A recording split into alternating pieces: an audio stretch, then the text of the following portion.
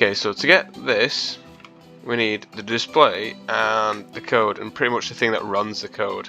So in Minecraft, if you have a signal going into a block, it powers that block. So for example, power is going into the emerald and coming out, because it senses it, it's powered, it's then powering that signal. However, if you try and power a glass block, you can't do that.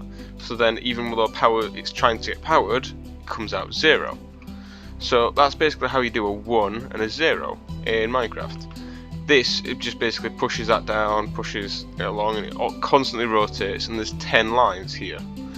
So there's 10 lines of code, 8 blocks along, so there's 8 by 10. So if you come over here, then that's what this is basically. So to understand which is 1 and 0, you look at the spreadsheet, which is pretty much on our coursework, where it goes A, B, C, D, E, F, G.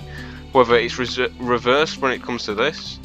So instead of B and C being 1, it's now F and E being 1. Else it's just be mirrored.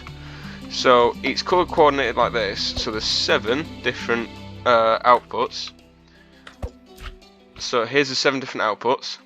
And depending on which switches are flicked there, depends on which ones are the ones which you need to actually flick. So this one was E and F, like I just mentioned. And then this is the rest for all the way from 1 to 0. So that's 10 things already. So that's why it's 10 by 8, is because of this last row, which is for the carry on. So once you get to 9, you then need to carry it on. So with this input, that's why there's only 1. Also, this just says it's 1 and 0.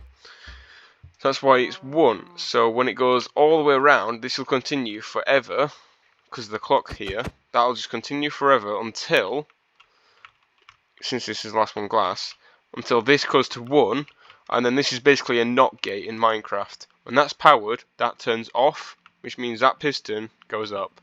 When that's not powered, that then turns on, piston goes down, and then this clock goes on. So this block needs to be there for it to be powered by this to push the piston constantly. So if I show you that, constantly being built. So when it goes on top of that block, the torch below it powers the block, and then that also outputs this way and that way. So that goes to the machine, and then that carries on with the block. Then when it goes on that side, it does the exact same, but just powers that way. But since that turns off, it retracts the piston and just repeats, and then that's the timing circuit for a second.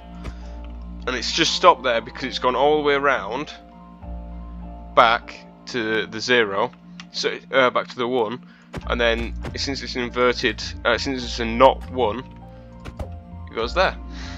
And then this is basically just a reader. So each one of these lines are that, and then these just basically read it. So whenever that goes 0, 1, 0, 1, 0, 1, that goes all the way up to black, and it turns off and on, and the same thing goes for everything else. It's all color coordinated, so that when it goes to this, click it, it then does a count. Like that. But what you can do with this as well is, instead of having a button going to it, you could also have, this can also be a carry on to an X number, so you can stack these pretty much infinitely. So when that goes to 0, that'll keep going, that'll keep going, that'll keep going, but it'll just go from that, starting the next one. And then that'll go, and then have a bigger timing circuit than this. Since this is 1 second, it'll go to one that's like 10 seconds, and that'll be 10 times bigger. And then another one that's a minute long, and it'll just carry on, sort of thing. But yeah, that's pretty much it.